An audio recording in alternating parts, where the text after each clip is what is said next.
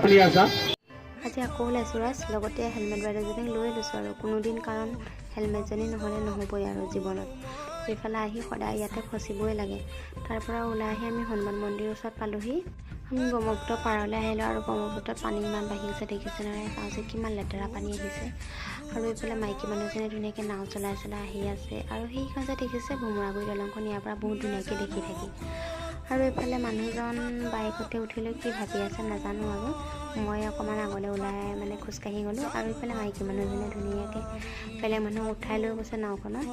আৰু বেলি মানে ডুব যোৱাৰ সময়ত দেখিছে আকাশখন দেখিবলৈ বহুত ধুনীয়া হৈ গৈছে, বেছিকৈ ৰ'দটো নাই বাৰু আজি। আৰু তাৰ পৰা ওলাই আহি আমি কাক লগ পাই গ'লোঁ হঠাতে দেখিছেনে ৰাইজ। আৰু মোহন কেকেহঁতকো লগ পালোঁ, কাৰণ 5 জুলাইত আহিবলগীয়া ইমন চিনেমাখন প্ৰমোশ্যন কৰিবৰ কাৰণে তেখেতলোক আহিছিলে তেজপুৰলৈ। আৰু আমিও বাটতে হঠাতে লগ পাই যোৱাৰ কাৰণে অলপ দেৰি আমিও ৰৈ মেলি শুনি গ'লোঁ আৰু ফটো চটোও মাৰি